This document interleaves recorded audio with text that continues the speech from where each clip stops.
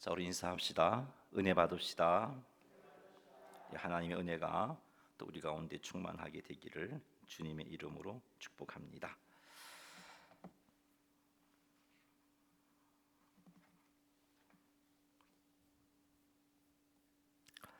잠언 우리가 읽은 이 12장 5절에서 8절 말씀은 지난 수요일에도 같이 나누었지만 의인과 악인의 모습을 대조하고 있습니다. 의인의 삶이 어떤 것이고 악인의 삶이 어떤 것이며 또 그런 의인과 악인의 삶의 결과가 무엇인지를 우리에게 소개해 주고 있습니다. 또 오늘 이 시간을 통해서 이 말씀 가운데 내 속에는 혹 이 악인의 모습은 없는지를 살펴볼 수 있기를 바랍니다. 만일 이것이 있다면 이 말씀으로서 우리의 모습을 돌이키고 또 끊어낼 것은 끊어내셔서 하나님의 자녀로서 의인의 삶을 살아서 하나님께는 영광을 돌리고 사람들에게는 유익을 끼치고 뿐만 아니라 우리 역시 하나님의 풍성한 은혜를 누리게 되는 그런 복된 삶이 되기를 주님의 이름으로 축원합니다. 우리 5절 말씀 같이 한번 읽어보겠습니다. 의인의 생각은 정직하여도 악인의 도모는 속임이니라. 아멘. 자, 여기서 의인과 악인이 대조되고 있습니다. 잠언 말씀에서도 마찬가지고 성경을 읽을 때 우리가 의인이라고 말하는 그 의인이 어떤 존재인지를 우리는 항상 기억을 하고 있어야 됩니다. 자, 성경에서 말하는 의인은 하나님의 인도를 구하고 그 하나님의 인도하심에 순종한 삶을 사는 자입니다. 예수님을 구주와 주님으로 믿고 주인 되신 하나님의 뜻에 순종하는 삶을 사는 자, 그가 바로 의인이고 의인의 삶을 사는 겁니다. 악인은 하나님의 인도를 구하지 않고 하나님의 인도하심에 순종하지도 않습니다. 자기가 자기 인생의 주인이 되어서 자기 뜻대로 자기 감정대로 살아가는 사람이 악인입니다. 그런데 자기가 중심이 되어서 자기 감정과 자기 뜻대로 살게 되면은 우리는 죄를 지을 수밖에 없습니다. 왜 그러냐면은 우리의 마음이 만물보다 심히 부패해 있기 때문에 그렇습니다. 그래서 사람이 생각하고 행하는 것이 악할 수밖에 없는 겁니다. 그런 존재가 하나님의 인도도 구하지 않고 내 뜻대로 내 감정대로 그렇게 행동한다면 우리는 하나님의 영광을 가리게 되고 죄를 짓게 되고 지체들에게 상처를 주게 되는 것입니다. 오늘 본문 말씀은 이렇게 의인과 악인의 모습을 대조하는데 5절 앞부분에 보니까 의인의 생각은 정직하다라고 말하고 있습니다. 여기 생각에 해당하는 히브리어 마하사바라는 이 단어는 생각뿐만 아니라 계획이라는 의미도 있습니다. 의인이 어떤 일을 계획하고 어떤 일을 하겠다고 생각하는 것, 그것을 가리켜서 오늘 본문은 의인의 생각이라고 표현하고 있습니다. 그리고 이 의인은 하나님의 인도를 구하고 하나님의 인도하심에 순종함으로 생각하고 계획하고 있습니다. 따라서 그의 생각과 그의 계획은 정직할 수밖에 없습니다. 여기 정직이라는 의미는 공의롭다, 정의롭다라는 의미입니다. 의인의 생각은 비록 우리가 심히 부패한 마음을 가지고 있는 존재를 할지라도 의인의 삶을 살면, 하나님의 자녀로서 의인의 삶을 살면, 다시 말해서 하나님의 인도를 구하고 그 인도하심에 순종하는 삶을 살면서 생각을 하고 하나님의 인도를 구하고 그 인도하심에 순종하면서 계획을 한다면 그 생각과 계획이 공의롭고 정의롭다라고 오늘 말씀은 말하고 있습니다. 그러나 악인은 그렇지 않습니다. 악인의 도모는 속임이다라고 말씀하고 있습니다. 도모에 해당하는 히브리어 타브루스이라는 단어는 인내, 안내, 충고라는 뜻이 있습니다. 그래서 이 악인의 도모라는 말은 악인이 누군가를 안내해주고 악인이 누군가에게 충고해주는 것을 의미하는 표현입니다. 이 악인의 도모는 속임이다라고 그렇게 말씀하고 있습니다. 앞에서 말씀드렸지만 악인은 자기가 주인이 되어서 자기 생각과 자기 감정을 따라 살아가는 사람입니다. 심의부패한 마음을 가진 그 사람의 생각에서, 그 사람의 마음에서 나온 충고와 안내는 결국은 우리에게 유익을 가져다 줄 것 같아도 결국은 손해를 끼치고 해를 끼치고 죄를 짓게 만드는 겁니다. 그래서 오늘 본문은 악인의 도모는 속임이다라고 말하고 있는 겁니다. 우리에게 뭔가 줄 것 같은데, 우리에게 뭔가 손이 잡힐 것 같은 뭔가를 줄 것 같은데 그게 아니고 결국은 우리를 망하게 하는 거니까 악인의 도모, 악인이 안내하고 충고하는 그것은 우리를 속이는 거다. 결국은 우리를 실패하게 만드는 거다라고 말씀해 주고 있는 겁니다. 그러므로 지혜로운 자는, 다시 말해서 하나님의 자녀된 우리들은 의인의 생각과 계획을 받아들이는 삶을 살아가야 합니다. 아무리 그럴싸하게 보여도 악인의 인도, 악인의 충고는 받아들여서 안 된다는 것이죠. 아무리 그 말을 따라가면 지금 당장에 뭔가 손에 쥘 만한 이익이 생긴다 할지라도 악인의 충고와 안내, 인도를 받아서는 안 된다는 겁니다. 우리는 의인의 생각과 의인의 계획을 받아들여야 되는 존재입니다. 혹 그 생각과 그 계획이 당장에는 어려움을 가져다 준다 할지라도 의인의 생각과 계획을 따라가야 합니다. 왜 그러냐? 의인의 생각은 정의롭고 공의로운 거다라고 말씀했잖아요. 악인의 도모는 속임이다라고 말씀했잖아요. 그러니 우리를 속이는, 아무리 그럴싸하게 말한다 할지라도 우리를 속이는 그 속임을 따라가면 우리는 큰 낭패를 당할 수밖에 없습니다. 여러분, 사기꾼이 우리에게 다가와서 뭔가를 속이고자 할 때 우리에게 제안하는 제시들은 굉장히 좋고, 뭔가 저 말을 따라가면은 성공할 것 같고 돈 벌 것 같고 일이 형통하게 풀릴 것 같잖아요. 그런데 그 속임, 사기꾼의 속임을 따라가면 어떻게 되나요? 손해 보잖아요. 아픔을 겪잖아요. 망하게 되잖아요. 그런 거예요. 악인의 도모는 속임이다. 의인의 생각은 우리에게 선하고 정의롭고 공의로운 것이기에 그것을 따라가야 한다라고 말씀해 주고 있는 겁니다. 다윗의 아들 암논은 압살롬의 누이 다말을 사랑했습니다. 하지만 다말이 또 처녀이며 공주이기 때문에 다말을 자기 처소로 함부로 부를 수가 없었던 것이죠. 그래서 이 암논이 다말 때문에 병이 났습니다. 그런데 암논에게는 요나답이라는 아주 강교한 친구가 있었습니다. 암논이 압살롬의 누이로 말미암아 병이 난 것을 알고 요나답이 암논에게 문제 해결할 수 있는 충고를 하나 해주죠. 그것은 요나답은 암논에게 아픈 척 하라라고 말합니다. 밥도 좀 굶고 아픈 척 하면은 아버지 다윗이 너를 보러 올 텐데 그때 누이 다말을 나에게 보내서 떡을 차려주고 그 떡을 먹을 수 있게 해달라고 말해라. 그렇게 충고를 해줍니다. 이 요나답의 충고는 악인의 도모인 거죠. 악인의 도모인 겁니다. 하지만 암논은 자기 욕심을 충족시킬 수 있는 절호의 기회처럼 보였던 거죠. 그래서 이 암논은 요나답의 충고가 참 자기에게 좋은 해결책이라고 생각을 하고 요나답의 충고대로 아픈 척 했죠. 아버지 다윗이 찾아왔을 때 다말을 보내어 떡을 차려서 먹을 수 있게 해준다면 내가 참 건강을 회복할 수 있을 것 같습니다라고 요청합니다. 다윗은 이 암논에게 다말을 보냅니다. 요나답의 계획대로 일들이 일어나니까 암논은 다말을 강제로 추행하게 되죠. 그리고는 쫓아내어 버립니다. 암논은 요나답의 충고를 따름으로 인해서 누이인 다말을 범하는 죄를 범했고, 누이를 범한 뒤에는 그 누이를 내쫓는 죄를 범했습니다. 이 일로 결국은 암논은 어떻게 됩니까? 압살롬에 의해서 죽임을 당하게 됩니다.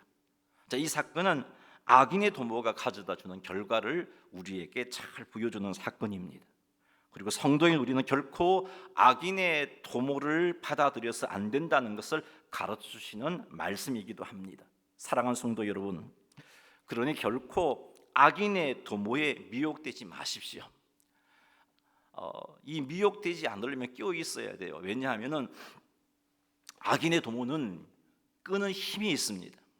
악인의 도모는 뭔가를 내가 하고자 하는 일들을 해결해 줄 것만 같은 그런 힘이 있습니다. 그렇기 때문에 우리가 깨어 있지 않으면 그 악인의 도모를 따라가게 되어 있어요. 여러분 기억하십시오. 악인의 도모가 아무리 매력적이고 그럴싸해도 그 악인의 도모는 오늘 지혜의 말씀인 잠언이 우리에게 분명히 말씀하고 있습니다. 속임이다라고 말씀하고 있는 거예요. 속임이다. 비록 의인의 생각과 계획이 당장에는 힘들다 할지라도 그것은 공의로운 길이고 그것을 따라갈 때 우리 하나님은 우리들의 삶에 공의롭고 정의로운 모습들이 나타나게 해주실 것이고 의인으로서의 멋진 삶, 성도로서의 멋진 삶을 살아가게 해주십니다. 그로 인해서 하나님 영광 받으시죠. 또 그로 인해서 내 주변 사람들이 복을 받게 되죠. 나 또한 하나님 주신 은혜와 복을 누리게 되는 것입니다. 여러분의 육체의 욕심에서 나온 생각과 계획은 여러분을 속이는 것임을 명심하고 우리의 욕심에서 나온 생각과 계획 그것을 수용하지 말고 물리치는 삶을 사십시오.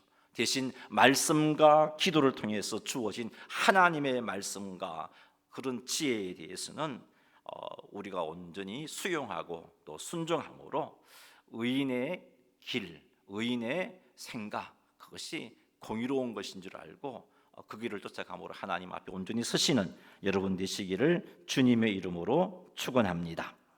6절 말씀 읽겠습니다. 악인의 말은 사람을 엿보아 피를 흘리자 하는 것이거니와 정직한 자의 입은 사람을 구원하느니라. 아멘. 악인의 말은 사람을 엿보아 피를 흘리자 하는 것, 이것이 6절 앞부분의 말씀인데요. 이 말씀은 악인의 말은 사람들에게 해를 끼치는 것이다 라고 그렇게 우리에게 말해주고 있는 말씀입니다. 악인의 말의 특징은요, 거짓이 난무합니다. 사람을 속입니다. 다른 사람을 비방합니다. 다른 사람에게 책임을 전가합니다. 말을 함부로 합니다. 자신의 감정에 사로잡혀서 분노를 발합니다. 다른 사람으로 하여금 의욕을 상실하게 만듭니다. 낙심하게 만듭니다. 이것이 악인의 말의 특징입니다. 따라서 악인의 말은 사람들에게 상처를 주게 되고 낙심하게 만들고 분노하게 만들고 결국은 사람을 죽게 만드는 겁니다. 자, 이런 말을 하는 악인은 하나님을 두려워하지 않습니다. 하나님의 말씀에 순종하지도 않습니다. 하나님의 인도를 구하지 않고 그 인도하심에 순종하지 않습니다. 자신이 주인이 되어 자기 마음대로 자기 뜻대로 자기 감정대로 말하는 사람입니다. 그런데 앞에서도 말씀드렸지만 우리의 마음은 만물보다 심히 부패해 있습니다. 그래서 내 뜻대로 내 감정대로 내 하고 싶은 대로 말을 뱉게 된다면 분명히 내 앞에서 나의 말을 듣는 사람은 상처를 받게 되고 해를 당하게 되는 거예요. 그 말이 사람에게 해가 되고 죽게 한다는 것은 그 사람으로 낙심하게 만들고 절망하게 만들고 평안을 잃게 만들고 고통과 상처 속에서 힘들게 만든다는 겁니다. 그 사람으로 하여금 분노하게 만든다는 겁니다. 이처럼 악인의 말은 사람들에게 상처와 아픔을 가져다 줍니다. 그러나 의인의 말은 다르다라고 말씀하고 있습니다. 6절 뒷부분에 정직한 자의 입은 사람을 구원하느니라 라고 말씀하고 있습니다. 여기서 정직한 자는 의인을 말합니다. 의인은 하나님의 인도를 구하고 그 인도하심에 순종하는 삶을 사는 자다라고 앞에서 말씀드렸습니다. 예수님을 구주와 주님으로 믿고 주인 되신 하나님의 뜻에 순종하는 삶을 사는 자가 의인입니다. 따라서 심히 부패한 마음의 충동을 따라 의인은 말을 하지 않습니다. 말을 할 때에도 하나님의 인도하심을 구합니다. 그 인도하심에 순종합니다. 내 속에서 내 감정이 내 육체적인 욕심이 정말 내 상대방 앞에 있는 상대방에게 막 퍼붓고 싶은 생각이 들지만 하나님께서 기뻐하지 않음을 알고 다스릴 줄 압니다. 왕 대신 하나님 뜻에 합당하게 말합니다. 왕 대신 하나님께서 기뻐하시는 말을 합니다. 입술에 파수꾼을 세워서 그 말을 다스립니다. 이런 사람의 말의 특징은요, 진실하고 의롭습니다. 친절합니다. 사람을 격려합니다. 사람을 위로합니다. 본인에게도 평화가 넘치지만 말을 듣는 상대방에게도 샬롬, 평화가 넘치게 만듭니다. 따라서 의인의 말을 가리켜서 그 의인의 말은 사람을 구원한다라고 말씀하고 있는 겁니다. 사람을 구원한다는 말은 죄로 죽은 영혼에게 복음을 전하여 그로 하여금 예수님을 믿게 함으로 구원받게 한다는 의미도 있겠지만, 오늘 본문에서는 낙심한 사람들에게 소망을 주는 것, 불안해하는 사람들에게 평안을 주는 것, 사람에게 격려와 위로를 주는 것, 그런 것을 의미합니다. 성도인 우리는 의인의 말을 하는 삶을 살아야 합니다. 우리의 말은요, 친절해야 되고 진실해야 되고 의로워야 됩니다. 격려와 위로를 주는 말이어야 합니다. 평화를 가져다 주는 말이어야 합니다. 낙심한 자에게 소망을 주는 말이어야 합니다. 참으로 힘겨워하고 지친 모습을 가지고 있는 자가 나랑 말했을 때 그 마음에 평강이 생기고 소망이 생길 수 있는 그런 말을 성도인 우리가 해야 합니다. 그런데 성도임에도 불구하고 악인의 말을 하는 경우가 있습니다. 그래서 성도들에게, 가족들에게 상처를 줍니다. 자신의 유익을 위해서 거짓을 말합니다. 남을 정죄하고 비방하고 판단합니다. 나는 잘못이 하나도 없어요. 다 남들이 잘못했어요. 상대방의 마음에 분노와 상처를 줍니다. 사람에게 낙심과 낭망을 심어줍니다. 왜 성도임에도 불구하고 악인의 말을 하는 것일까요? 말씀과 기도로 성령 충만한 삶을 유지하지 못하였기 때문이에요. 여러분, 성도는 압니다. 이런 말을 하면 이 사람이 상처받을 텐데, 이런 말을 하면 하나님께서 기뻐하지 않을 텐데 알아요. 하지만 못 다스리잖아요. 성령 충만하지 못하니까. 성령께서 내 속에서 분명히 말씀하십니다. 그것 아니야 라고 말해주지만, 내 안에 성령님이 함께 계시기 때문에 내가 악인의 말을 하고 싶을 때 성령께서 내게 그것 아니라고 충동하지만 말씀해 주시지만 이기지를 못하는 거예요. 성령 충만하지 못하니까. 그래서 육체의 욕심을 제어하지 못하기 때문에 사람에게 해를 끼치는 악인의 말을 성도들이 하게 되는 겁니다. 그게 부족한 성도들이 모여있는 교회의 아픔이요 모습이죠. 그래서 성도들은요, 성령 충만함을 유지하는 삶을 살아야 되는 것입니다. 사랑하는 성도 여러분, 우리는 거룩한 하나님의 자녀들입니다. 하나님께서 우리들에게 사람을 살리는 일을 맡겨주셨습니다. 그러므로 우리는 말씀과 기도로 성령 충만한 삶을 유지해야 합니다. 기도하는 일에 힘을 써야 합니다. 말씀을 통해 하나님의 음성을 듣고 하나님을 만나는 일에 힘을 써야 합니다. 그리하여 죄성이 우리의 감정과 의지와 행동을 주장하지 못하게 해야 되는 거죠. 육체의 욕심이 우리를 주장하지 못하게 해야 합니다. 아니, 성령 충만함으로 우리의 죄성을 다스리는 자가 되어야 됩니다. 성령 충만함으로 우리의 육체의 욕심을 다스리는 삶을 살아가야 합니다. 그게 우리들이 살아야 할 삶의 모습입니다. 그래야 성도답게 의인의 말을 할 수 있습니다. 사랑하는 성도 여러분, 오늘 하루 여러분의 말은 어떤 말이었는지를 한번 살펴보십시다. 여러 사람들과 만나서 말을 하셨잖아요. 여러분의 말은 어떤 말이었습니까? 여러분, 악인의 말을 하셨습니까? 의인의 말을 하셨습니까? 육체의 욕심과 감정이 이끄는 대로 말을 했습니까? 아니면 성령님의 인도함을 받으며 입술에 파수꾼을 세워서 성령께서 기뻐하시는 말을 했습니까? 사랑하는 성도 여러분, 말씀과 기도로 성령 충만하여지고 말씀과 기도로 성령 충만함을 유지하십시다. 그리하여 우리의 말이 의인의 말이 되게 하십시다. 그리하여 사랑하는 가족들이 나의 말로 인하여 위로와 소망과 평안을 누리게 해주십시다. 사랑하는 새 가족에게, 성도들에게 위로와 소망과 평안을 끼치는 우리가 되었으면 좋겠습니다.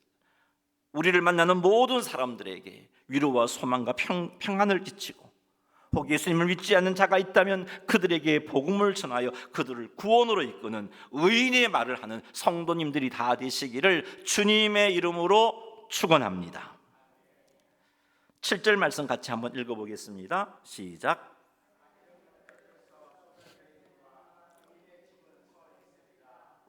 아멘. 7절 말씀은 악인과 의인의 최후를 대조적으로 보여주고 있습니다. 악인은 엎드러져서 소멸된다라고 말씀하고 있습니다. 엎드러져서라고 번역한 히브리어는 하파크라는 단어인데, 이것은 변하다, 전복되다라는 그런 의미입니다. 악인이 엎드러진다는 것은 현재 악인이 형통하고 잘 나가고 있다 할지라도 하파크, 뒤집어진다는 거예요. 그의 삶이 형통하다 할지라도 변질되고 변화될 수밖에 없다는 겁니다. 형통이 끝나고 어려움을 당하게 된다는 겁니다.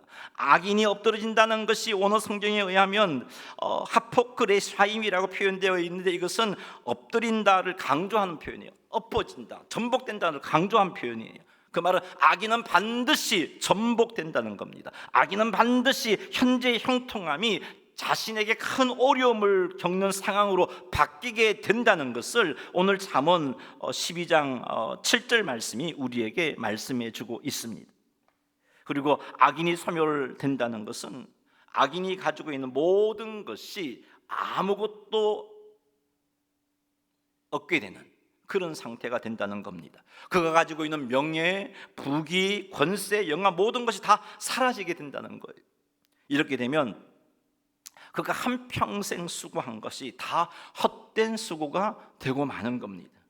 그리고 이것은 또 영벌을 받게 된다는 그런 뜻을 포함하기도 합니다. 마지막 날 하나님께서 심판하실 때 그 심판 이후에 지옥에 떨어져 영원토록 고통을 겪게 되는 일이 악인에게 일어날 일입니다. 이것을 가리켜서 오늘 잠언 12장 7절이 엎드러져서 소멸된다라고 말씀하고 있습니다. 그러나 의인은 악인과 완전히 다릅니다. 7절 뒷부분의 말씀에 의하면 의인의 집은 서 있다라고 말씀하고 있습니다.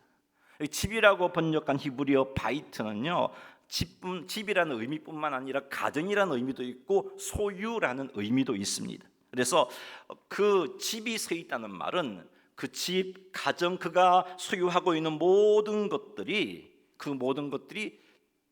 서게 된다는 것, 잘 유지가 된다는 겁니다. 서 있다는 것은 일어선 것이 유지되다라는 의미인데, 의인의 집이 서 있다는 것은 의인의 집과 가정이 일어서고 그 일어선 것이 유지된다는 의미예요. 뿐만 아니라 의인이 소유한 그 소유가 일어서게 된다. 즉 의인이 하나님께 주시는 복과 은혜로 인하여서 지속하여 그 복과 은혜를 누리게 된다라는 그런 의미입니다. 이런 일이 어찌하여 의인에게 일어날까요? 그것은 하나님께서 공의로우신 분이기 때문입니다. 공의로우신 하나님은 의인에게 상 주시고 악인에게 벌을 하시는 분이십니다. 그래요. 악인은 그래서 반드시 엎드러지고 소멸되지만 의인은 하나님께서 그 집을 서 있게 하시는 은혜와 복을 주시는 겁니다. 그러니 사랑하는 성도 여러분, 악인의 형통함 때문에 속상해하지 마시기 바랍니다. 의인들이 어려움 당하는 것을 보고 이상하게 생각하지도 마시기 바랍니다. 반드시 악인들을 하나님께서 심판하십니다. 그리고 의인들이 현재 어려움을 당하는 그것은 하나님께서 그를 연단하여 그의 집을 세우시기 위함입니다. 그를 다듬어서 그에게 복과 은혜를 누리게 하시고자 상을 주시려고 그런 어려움들을 허락하신 것입니다. 사랑하는 성도 여러분, 우리가 깨어있지 못함으로 인해서 혹 악인의 행동을 하고 있다면 하나님께 회개하고 돌이키시기 바랍니다. 기도와 말씀으로 깨어나시기 바랍니다. 말씀을 통해 하나님을 만나는 일에 힘쓰시기 바랍니다. 기도를 통해 하나님의 뜻과 도우심을 구하시기 바랍니다. 이를 통해서 성령 충만함을 유지하시기 바랍니다. 그리하여 우리에게 악인의 행동이 나타나지 않는 삶을 사시기를 주님의 이름으로 축원합니다. 성령 충만함을 유지하여 더욱더 의인의 삶을 사시기 바랍니다. 성령 충만함을 유지하여 하나님의 인도를 구하고 그 인도하심에 순종함으로 의인의 삶이 우리 가운데 풍성하게 나타나기를 바랍니다. 생각과 말과 행동이 의인에게 합당한 것이 되도록 하시기 바랍니다. 그리하여 하나님의 은혜와 복으로 우리 집, 우리 가정, 우리의 소유가 서 있게 되는 복을 다 누리게 되시기를 주님의 이름으로 축원합니다. 자, 마지막 절 8절 말씀 같이 한번 읽어보죠. 사람은 그 지혜대로 칭찬을 받으려니와 마음이 굽은 자는 멸시를 받으리라. 아멘. 사람은 그가 가진 지혜의 정도에 따라 칭찬을 받게 된다라고 말씀하고 있습니다. 가진 지혜가 많으면 많을수록 더 많은 칭찬을 받게 됩니다. 그러므로 성도인 우리들, 하나님의 자녀인 우리들은요, 지혜를 소유하기를 힘써야 됩니다. 지혜를 갖추어야 해요. 자, 우리가 지혜를 얻는 방법이 성경을 통해서 몇 가지를 생각해 볼 수 있는데, 자, 야고보서 1장 5절 말씀 읽어보겠습니다. 너희 중에 누구든지 지혜가 부족하거든 모든 사람에게 후히 주시고 꾸짖지 아니하시는 하나님께 구하라. 그리하면 주시리라. 아멘. 야고보서에 의하면 지혜를 얻는 방법은 후히 주시고 꾸짖지 아니하시는 하나님께 구하는 겁니다. 하나님께 구하면 하나님께서 주신다라고 약속해 주고 있습니다. 여러분, 우리는 날마다 하루를 시작하면서 주님의 지혜가, 하나님의 지혜가 우리 가운데 충만하도록 구해야 되는 것이죠.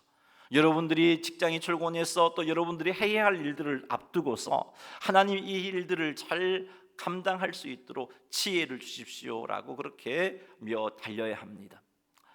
저는 때때로 이렇게 설교를 쓰면서 참 말씀이 막힐 때가 있어요. 도대체 이 말씀을 가지고 어떻게 성도들에게 말씀을 전하지? 그래서 고민하고 또 묵상하고 또 때때로 책들도 보고 그렇게 합니다. 근데 기도하지 않으면요, 시간만 가요. 많은 시간이 가는데도 정리가 안 돼요. 그제서 이제 내가 지금 기도가 부족하구나. 하나님, 이 말씀 갖고 설교할 수 있도록 지혜 주십시오. 이 말씀 갖고 성도들에게 필요한 말씀을 전할 수 있도록 지혜 주십시오. 그렇게 기도하고 나면요, 신기하게 말씀이 정리가 돼요. 정리된 말씀을 가지고 제가 여러분에게 선포하고 있는 겁니다. 지혜를 간구하십시오. 우리 하나님의 지혜, 그 지혜를 간구하는 자에게 하나님은 지혜를 주신다라고 말씀하고 있습니다. 날마다 지혜를 구하시는 여러분 되시기를 주의 이름으로 축복합니다. 지혜를 얻는 두 번째 방법은요, 시편 111편 10절 말씀에 나와 있습니다. 한번 읽어보죠. 여호와를 경외함이 지혜의 근본이라 그의 계명을 지키는 자는 다 훌륭한 지각을 가진 자이니 여호와를 찬양함이 영원히 계속되리로다. 아멘. 여호와를 경외하는 자에게 하나님께서 지혜를 주십니다. 다니엘과 사드락과 메삭과 아벳느고가 하나님을 경외했습니다. 하나님을 경외하는 자의 특징은요, 하나님 말씀에 순종하게 되어 있어요.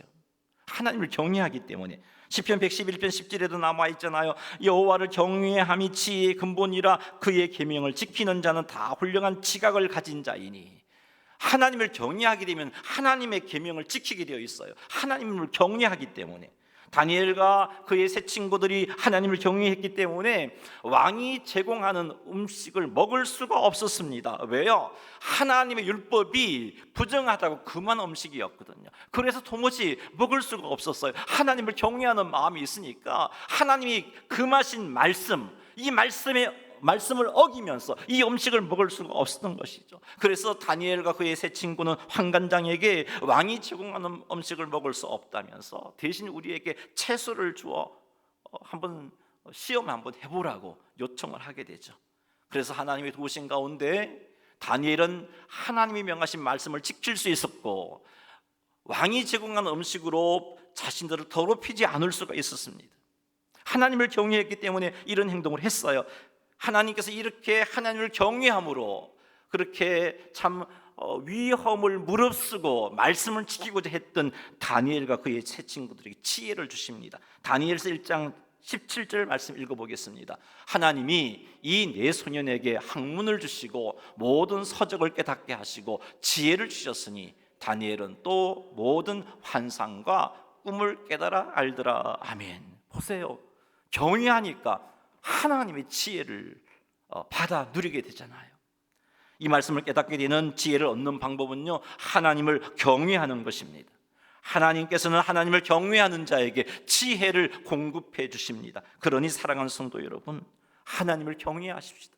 하나님을 경외함으로 먹고 마시고 행하는 것에 있어서 말씀을 쫓아서 순종하시기 바랍니다. 이렇게 하여 지혜를 공급받으세요. 지혜가 우리에게 있으면 그것이 많으면 많을수록 칭찬을 받는다 그랬어요. 우리는 세상 속에 칭찬받는 자가 되어야 됩니다. 그래서 하나님의 영광을 드러내야 되고 칭찬받는 자가 되어서 세상 사람들을 하나님께로 이끌어오는 삶을 살아가야 되는 것이에요. 세 번째 지혜를 얻는 방법은요, 시편 119편 98절 말씀 읽어보겠습니다. 주의 계명들이 항상 나와 함께함으로 그것들이 나를 원수보다 지혜롭게 하나이다. 아멘. 자, 이 말씀에 의하면 주의 계명들이 항상 함께함으로 내가 원수보다 지혜롭게 된다는 말씀이잖아요. 그 말씀의 의미가 무엇인가요? 이 말씀 속에서 깨달을 수 있는 지혜를 얻는 방법이 무엇인가요? 그것은 하나님의 말씀을 가까이 하는 겁니다. 하나님의 말씀을 가까이 할 때 지혜가 충만해집니다. 그러니 항상 하나님의 말씀을 가까이 하십시오. 말씀을 읽고 듣고 묵상하는 일이 힘쓰십시오. 말씀을 읽을 때 그 말씀을 통해서 내게 주시는 하나님의 지혜를 공급받으시기 바랍니다. 이렇게 할 때 여러분, 우리는 지혜를 소유하게 됩니다. 지혜를 소유하게 되면 어떻게 되나요? 칭찬을 받는다라고 말씀하고 있습니다. 사람들에게도 칭찬받지만 하나님에게도 칭찬받습니다. 하지만 지혜가 없는 자, 잠언 12장 8절 뒷부분에 이런 표현이 있네요. 마음이 굽은 자는 멸시를 받는다라고 말씀하고 있어요. 마음이 굽은 자는 하나님의 말씀과 하나님의 뜻에서 벗어나게 행동합니다. 하나님의 말씀과 하나님의 뜻이 지혜라고 인정하지 않습니다. 하나님의 말씀과 뜻보다는 내 생각, 내 의견이 더 지혜로워서 그것을 붙잡고 고집을 피웁니다. 이런 사람은요, 멸시를 당하게 된다, 부끄러움을 당하게 된다라고 말씀하고 있습니다. 사랑하는 성도 여러분, 하나님의 말씀과 하나님의 뜻에서 벗어나는 행동하지 맙시다. 하나님의 말씀과 하나님의 뜻이 지혜임을 인정하십시다. 하나님 말씀 앞에서 자기 생각, 자기 의견을 고집하지 마십시다. 이렇게 만약에 자기 생각, 자기 의견을 고집하게 되고 하나님의 말씀과 하나님의 뜻을 외면하게 되면 멸시를 당하게 된다고 말씀하고 있어요. 사람들에게도 멸시를 당하게 되고요, 하나님에게도 멸시받는 자가 될 겁니다. 혹 나에게 마음이 굽은 모습은 없는지 한번 살펴보십시오. 하나님의 말씀과 하나님의 뜻에서 벗어나게 행동하는 것은 없는지 한번 살펴보십시다. 하나님의 말씀과 하나님의 뜻을 지혜라고 생각하지 않고 내 생각, 내 의견을 고집하고 있는 부분은 없는지. 주님 말씀하시지만 하나님 그거 순종했다가 손해볼 것 같아서 못하겠어요. 주님 말씀하시지만 하나님 그 말씀 따라가면요, 내 자존심이 구겨져서 못하겠어요. 그건요, 말씀 앞에 고집 피우는 거예요. 마음이 굽은 모습이에요. 이런 모습이 있다면 속히 돌아서시기 바랍니다. 하나님의 말씀과 뜻이 지혜인 줄 알고 하나님의 말씀과 뜻에 순종하는 자가 되시기 바랍니다. 하나님 말씀 앞에 내 생각과 내 의견을 가지고 고집 부리지 마시기 바랍니다. 그리하여서 멸시를 당하지 않는 성도님 되시기를 주님의 이름으로 축원합니다. 말씀을 맺습니다. 아무리 그럴싸해 보여도, 아무리 내 손에 뭔가를 쥐게 해줄 것만 같아도 악인의 충고와 계획을 받아들이지 않는 삶을 사시기를 주님의 이름으로 축원합니다. 악인의 도모, 악인의 충고와 계획은 속임이다라고 말씀하고 있어요. 우리에게 결코 성공하는 삶, 칭찬 듣는 삶, 상 받는 삶을 가져다 주지 않습니다. 우리로 하여금 실족하는 삶, 멸망받는 삶을 살게 해주는 거예요. 그게 악인의 충고입니다.